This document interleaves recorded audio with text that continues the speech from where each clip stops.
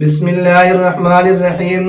سامعین عزیز وقار، مسئلہ یہ ہے کہ کسی آدمی کی واجب قربانی اپنی طرف سے کرنا، تو اس مسئلہ کو ذہن نشین فرما لیں کہ کوئی شخص بھی دوسرے آدمی کی واجب قربانی کرنا چاہے تو اس سے اجازت لینا ضروری ہے۔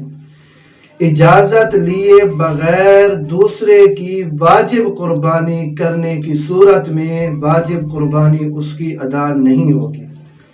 ہاں، اگر کسی جگہ یہ عرف اور رواج ہو کہ شوہر اپنی بیوی کی طرف سے یا باپ اپنی بالغ اولاد کی طرف سے قربانی کر دیا کرتا ہے اور بیوی اور اولاد کو بھی یہ بات معلوم ہو، تو اس عرف اور رواج کی وجہ سے ان کی طرف سے واجب قربانی دینے کی صورت میں واجب قربانی ادا ہو جائے گی، درست ہو جائے گی۔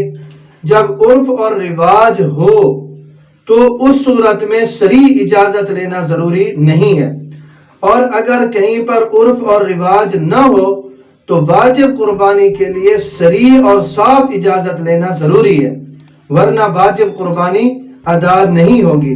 تو واجب قربانی کسی کی طرف سے کرنا، اس سے صراحتاً یا دلالتاً اجازت کا ہونا لازمی ہے۔ اجازت بغیر اگر قربانی کر دی تو قربانی درست نہیں ہوگی۔ اللہ رب العزت ہمیں دین سمجھنے کی توفیق نصیب فرمائے۔